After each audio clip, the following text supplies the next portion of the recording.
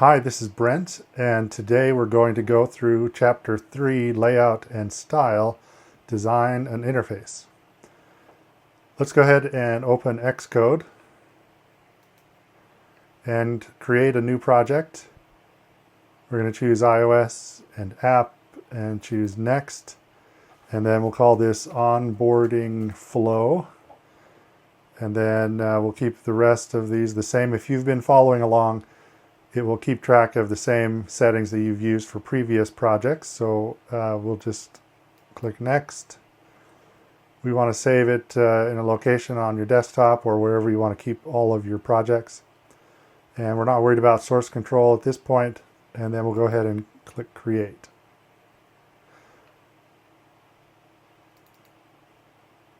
The first thing we want to do is create another Swift file that will hold another view. To do that, the simplest thing to do is to select the folder that has all of our files in them, and we can choose right click and then New File from Template. Here we have the targets, and for our case we're doing iOS, and then we want to select Swift UI View. Notice there's quite a few file types that you can create, but in our case we want the Swift UI View. We'll choose Next, and we're going to call this Welcome Page.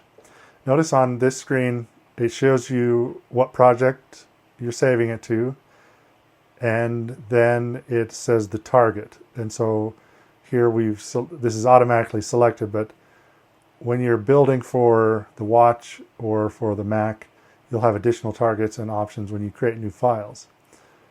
Go ahead and click Create, and it automatically opens that file and presents us with the default template for Swift UI.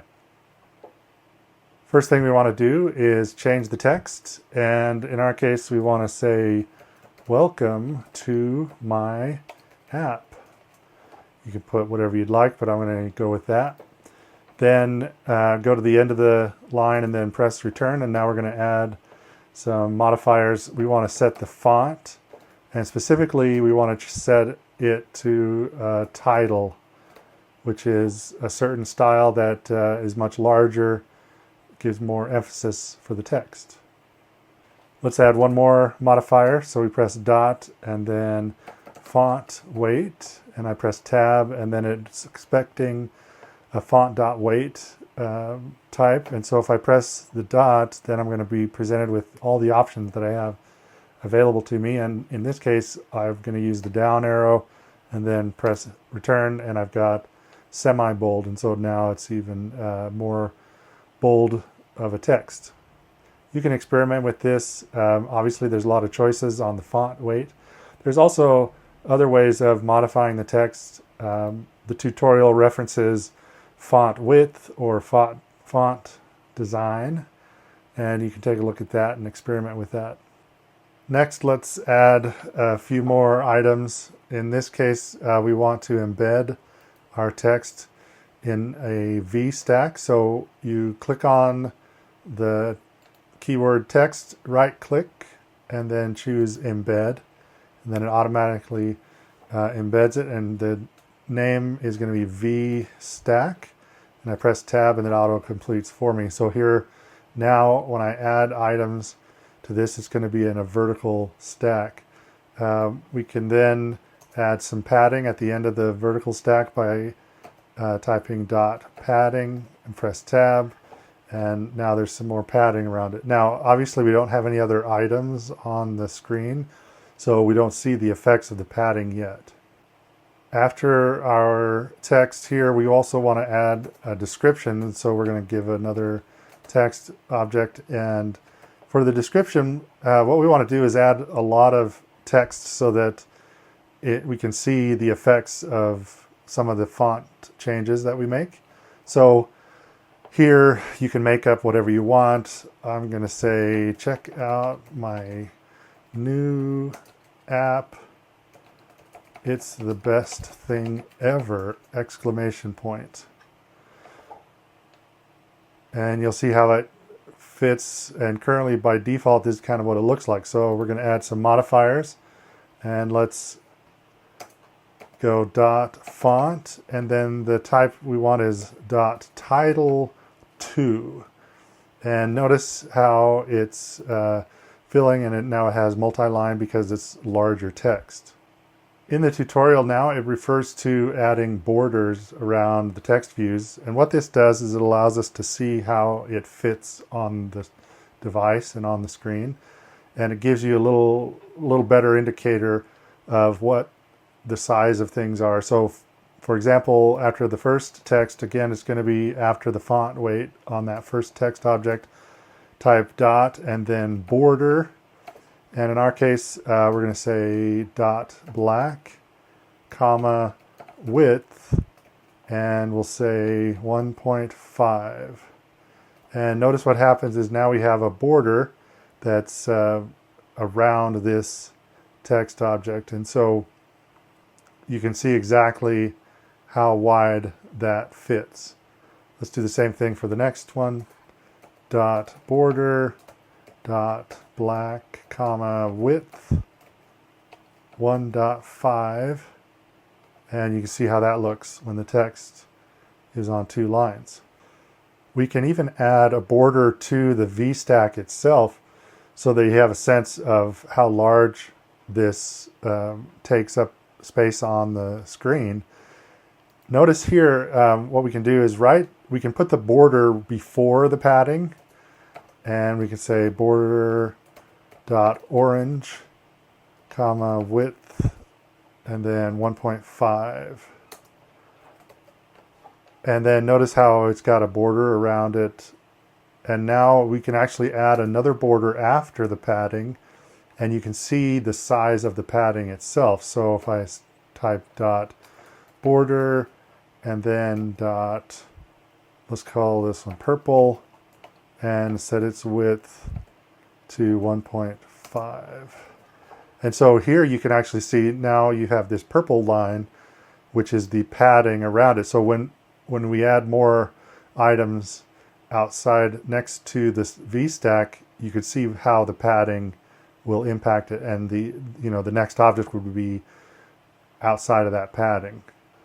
We can add another object within our ZStack, and we want to add a shape, and so we're going to do a rounded rectangle and press tab and then open parentheses, and it needs a corner radius. So in our case we can say 30. Now notice that the shape object will take up all the available space. So we're going to fix this in a second, but just be aware that when you add the rounded rectangle, it's going to take all the available space within the ZStack, that it'll take everything you give it. To define this the way we want, we can add a modifier called frame. So I'm going to type dot frame, and a frame is going to take a width, and it'll be 150, and then comma height, and then also 150. And so you notice how it was changing as I was typing. And so here we now have constrained this rounded rectangle to a specific frame of a width and a height.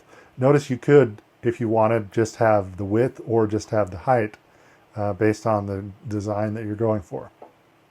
We can change the color of this by using dot foreground style. We've used that before. And in our case, we want to use dot tint. And the dot tint is going to be a defined color called an accent color. And we're going to see this later on, but every app has a default accent color. And in our case, we're setting that color by using the keyword tint.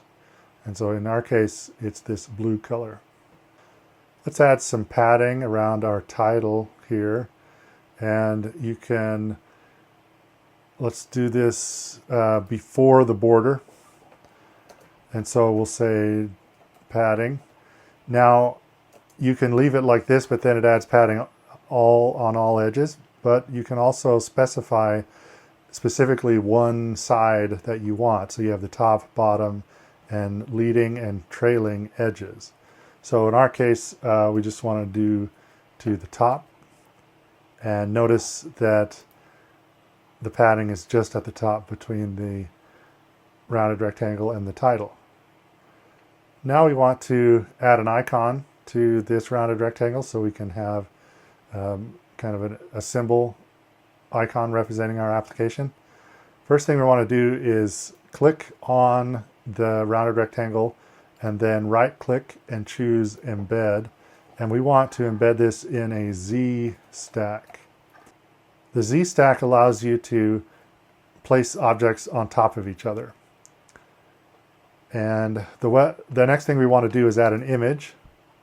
And in our case, this is going to be a SF symbol, similar to what we've done previously.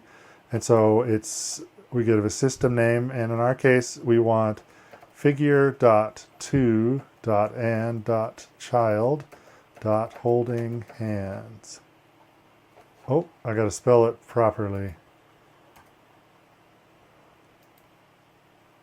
And my spelling is all over the place. Okay, so again, you can see this little symbol here. So we want to make this bigger, and one way we can do that is add a modifier to the font, and we use what's called a system font. So we say system, and then we can set a size. And in our case, we want 70, and now we have a much larger icon symbol used right there. Let's go ahead and then change the color, and we're going to say foreground style white. All right, now let's go ahead and remove the borders, because again, this is more of a debugging or testing tool to allow you to see the layout and see how things relate to one another. It's a great way to figure out how things work. But in our case, we don't want the border to be shown at all within the application. So I'm just going to delete these. Let's delete that and that. That's all for the welcome page for the moment. Let's go ahead and create another page, and we're going to create another file. So again, we select the onboarding flow folder, right click, choose new file from template, and we want a Swift UI view and choose next. And we'll go ahead and call this features page. In our features page, let's embed this text in a VStack. Let's change the text to features. And then let's set up some style here. We want to set the font to title. And we want the font weight to semi-bold. And then let's give ourselves some padding on the VStack. We don't have anything else on the screen, so we don't see that yet, but it's just a good reminder to put that in there as you go. Let's create another Swift UI file. Right click, choose new file from template, Swift UI view, choose next, and we'll call this feature card. Let's add two properties to our feature card, and I'm going to put them at the top here, and we'll say let icon name, and we'll call it of type string, and then we'll say let description of type string. So we get some errors because when you add properties to a view and then you want to preview that, it's going to expect values for those properties. So if you click on here, let's see what it says. Let's go ahead and click apply to have it fix that for us.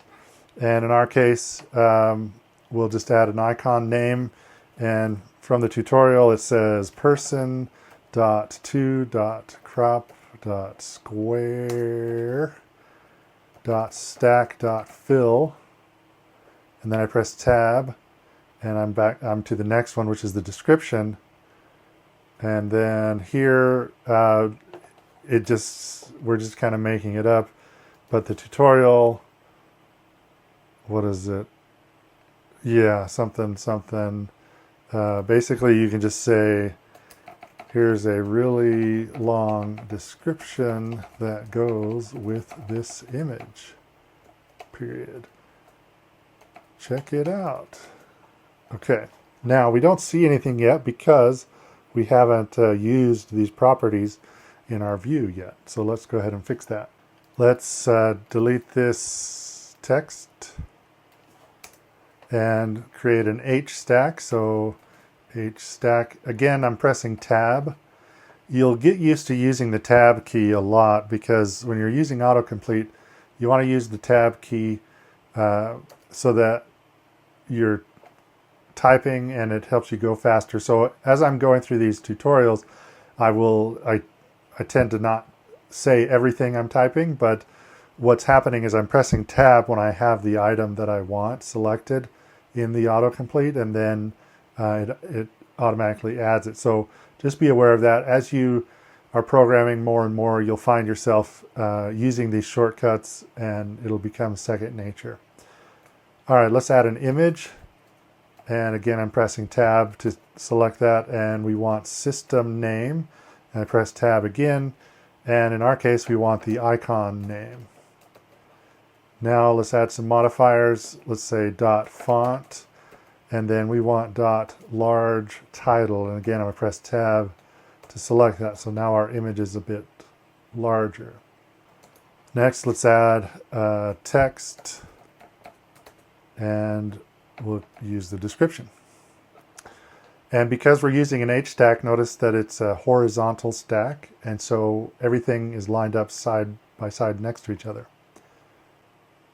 We can add a background to the HStack, and the way we do that is we add a modifier that's called background, and we want to give it a color, so we'll say tint, and then comma, and then we say in, and we're going to say rounded rectangle.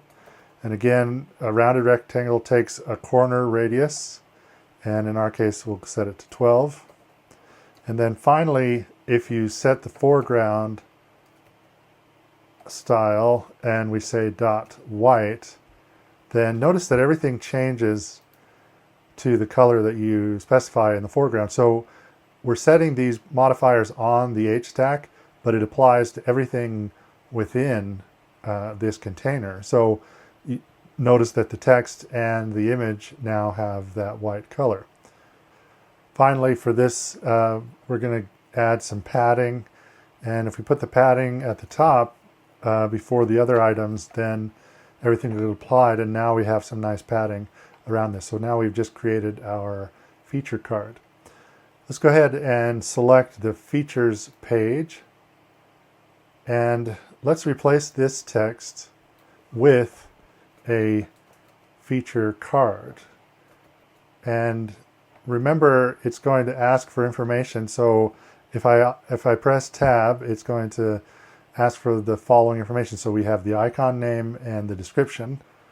In this case, I just want to use person.to.crop.square.stack.fill, and then press tab again. Now I'm at the description. And then here's my long description talking about the image next to it. Sweet. Okay, I made a mistake. I skipped ahead on the tutorial, the written text, and I missed a step. What I should have done is kept the text. So let me just put that back. Text features. .font, .title, .font weight, .semi-bold, and then let's add some padding. And for our case, we just want .bottom for the padding. Okay, there we go. So now we have features, and then we have some padding, and that looks nice. I'm sure somebody was yelling at the screen as I deleted that poor text features title. So sorry about that. Now we're back on track.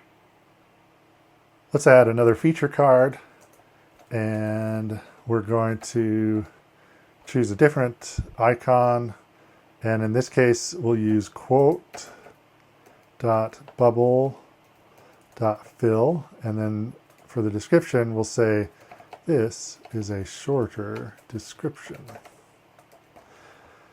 Okay, notice that we've got some things going on here. This is a shorter description and it doesn't fill the things. They don't match in width, and the images are slightly different sizes, and so we're going to fix that next. In order to see the changes that we're making for these two specific feature cards, if I navigate to the feature card, then the preview is of the demo text that we have down here in our preview window. So in order to see the features page and then modify the feature card and still see the changes on the features page, you can pin the preview. So if I click up here, we've now pinned this features page. You can do this for multiple pages so that you'll have multiple pages that you can pin, so that as you're working on subviews that are part of another page or another view, you can see the changes in the larger parent page, as it were, so that you can see what's happening as you make changes. So now when I click on feature card in the editor, I see the feature card, but in the canvas I'm seeing the features page, and notice that it still shows the option for clicking the feature card, but when I pin it, it now becomes available to me, and then I can see it here. To add some space so that it fills the width of the device, we use what is called a spacer. And if I come up to the ZStack and I click at the end of the text, and then I add a couple of lines, and then I call spacer, notice that what it does is it fills the width of the object. And so now both of my feature cards are the same width, and they extend out to the edges a lot better, and so now has a nicer look. You can experiment with this by adding spacers. You could change the position of the spacer.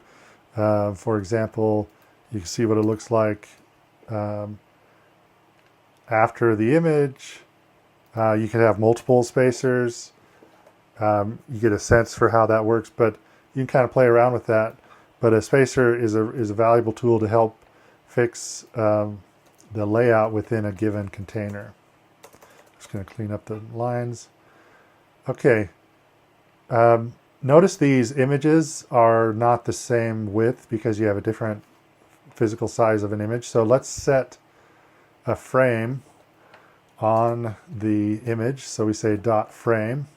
And in our case, we just want to set the width to be 50. And then we can add some padding. And remember, we can add padding to just one side. In our case, we want to say trailing, and we'll set that to 10. So what it's doing is we've added padding to the image, but only on the right side of the image. Now we want to add some navigation so that we can go from one page to the next. Go over to the content view, and we're going to use a tab view, which is a way of swiping, navigating between multiple views. We can go ahead and unpin the preview, and we're going to replace the text and image here, and we're going to use a tab view, and we're going to use the page, the welcome page, and the features page. Then we're going to set a property, a modifier on the tab view called tab view style, and we're going to say dot page. So now will navigate between these, and if you actually click and drag, you'll see that you can swipe between the two pages. Let's add some color to our application, and what we want to do first is define some colors and gradients that we want to use within our application, and we do that by going to the assets.xc assets folder, and here on the left you've got some things that are already predefined. You have the app icon and you have the accent color. We want to add additional items to our assets that we can then reference in code.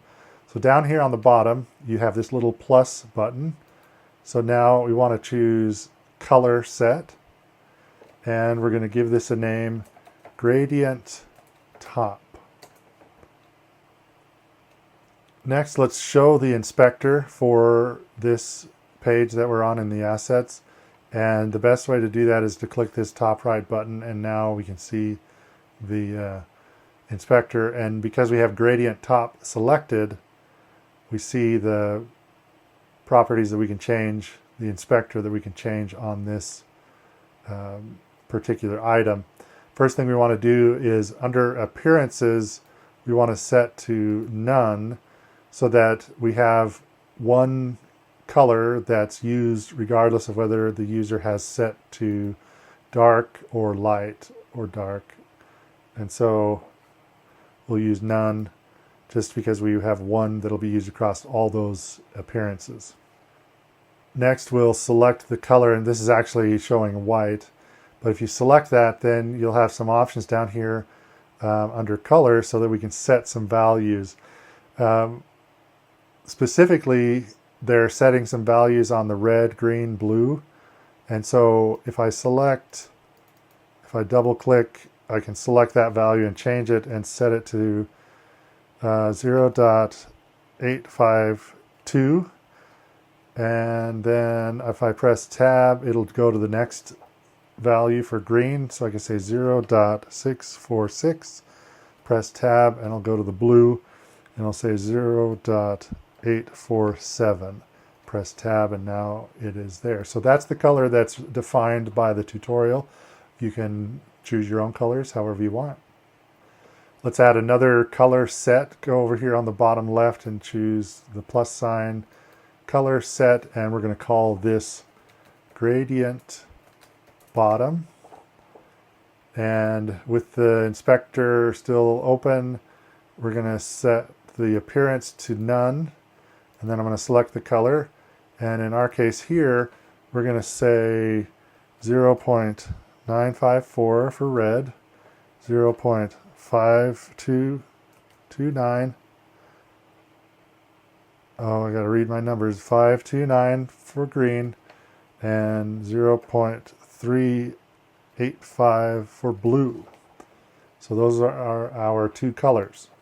Let's go to our content view, and you can go ahead and close the inspector, so give yourself a little more room. We want to add a global property of gradient colors, and a global property because we've set it at this content view, which is the parent or root of the view of the application. Everything, all the child views will be able to access this property. So here at the top, we can create a property. We're going to say let, and then say gradient colors, and press colon, and then open bracket color, and then close bracket, and then equals, and then open bracket, and we're going to say dot gradient top, and then a comma, and then press return, dot gradient bottom. And so what we've done is we've created an array. So we've created a property called gradient colors, which is an array of type color. So everything here needs to be a type of color.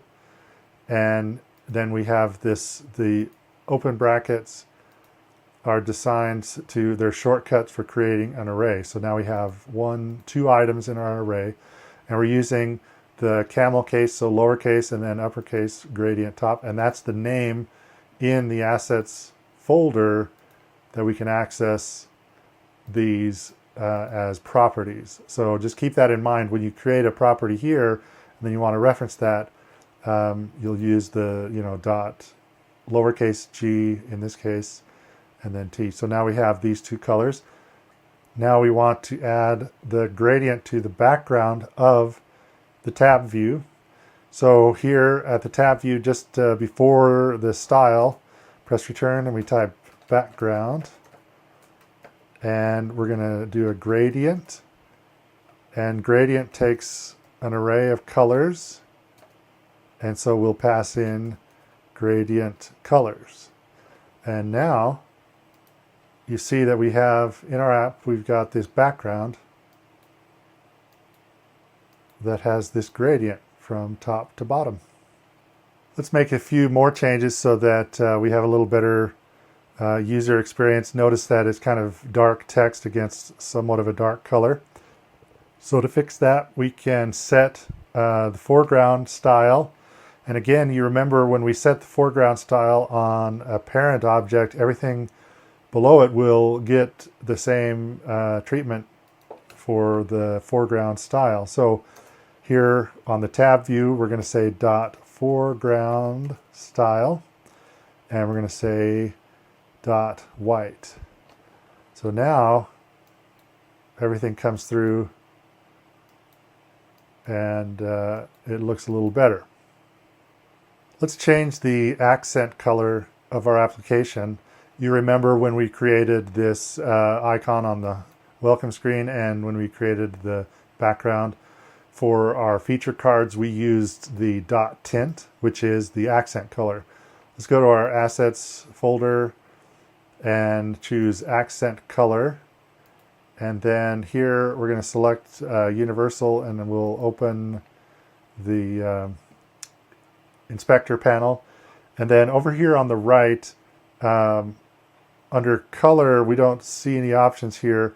You're then presented with a whole bunch of options, and what we want is this display P3.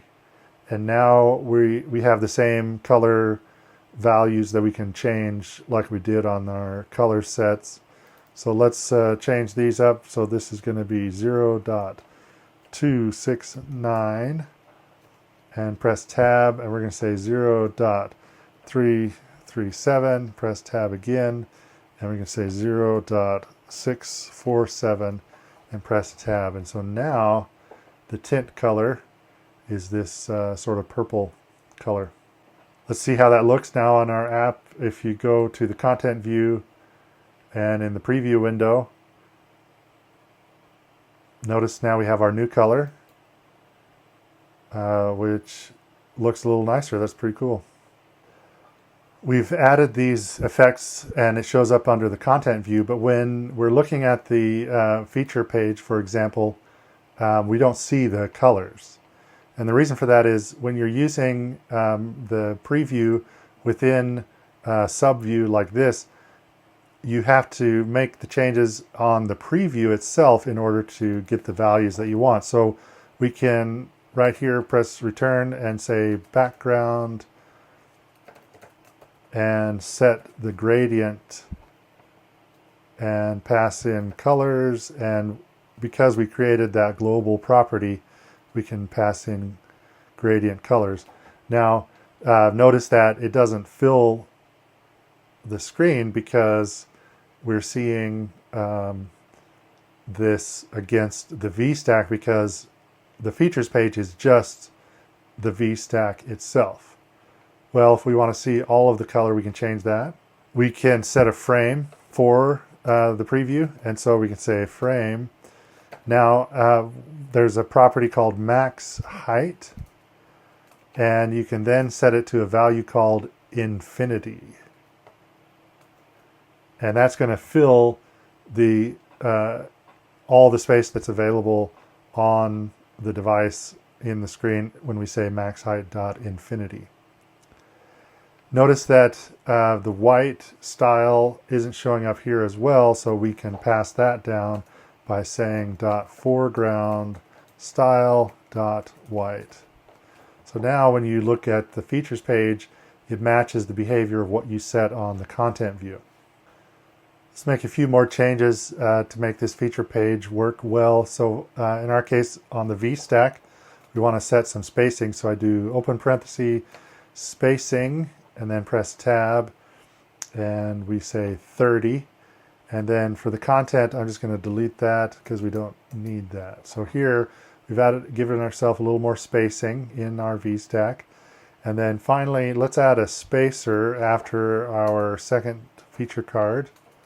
So now everything shows up towards the top of the device. To keep things from being too close to the top, you can add some padding to the features text so that, remember, you can have multiple values because you can affect the layout. So here what we can do is set the top and set a value of 100, and now it's not as close to the top. And so again, you can have multiple things and have specific top, bottom, or left, right in order to affect the padding the way we want. Let's pin the features page so that we can make changes to the feature card and see those changes as it looks in the final application. So let's click feature card, and here let's go ahead and let's change this. Right now we're explicitly passing in a background tint. We can actually update that so that we can use the background, we can use a custom view. And the way we do that is we delete this and then we use a container, which is the curly brace.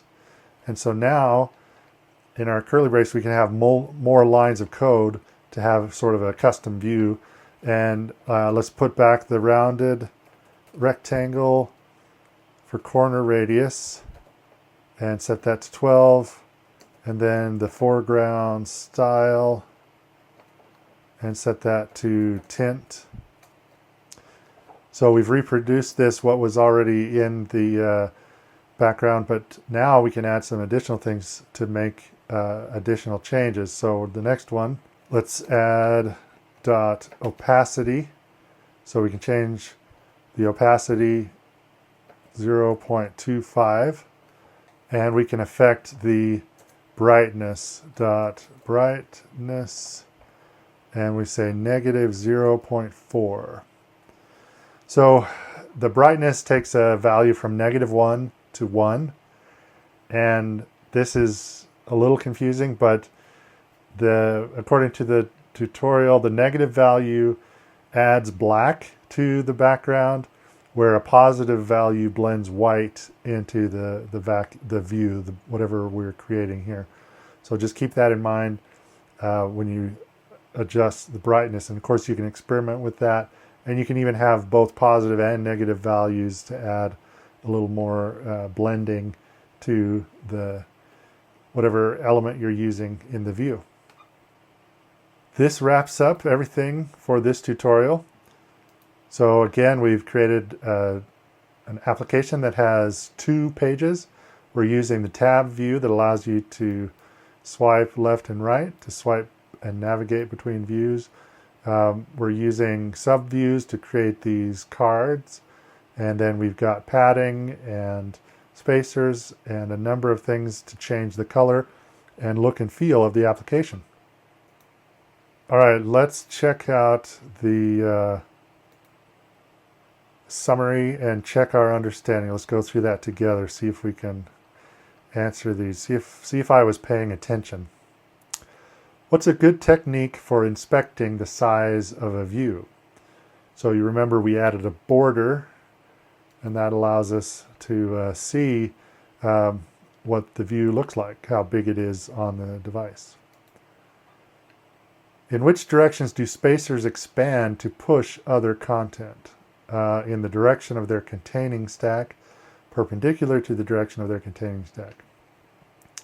It's this first one. So whatever direction the containing stack is, the spacer is going to fill. So if it's horizontal, it'll fill the horizontal, the width. If it's vertical, it'll fill the height, as it were. Yep. How can you create a frame with infinite height? Well, we use a frame modifier and we say max height dot infinity, to infinity and beyond, as they say. Awesome. Great job. You answered all the questions for this tutorial. Well, thank you for watching. I appreciate it. Please be sure to like and subscribe. Tell your friends, tell your neighbors, tell your enemies. Check out these tutorials, and I'll see you in the next one.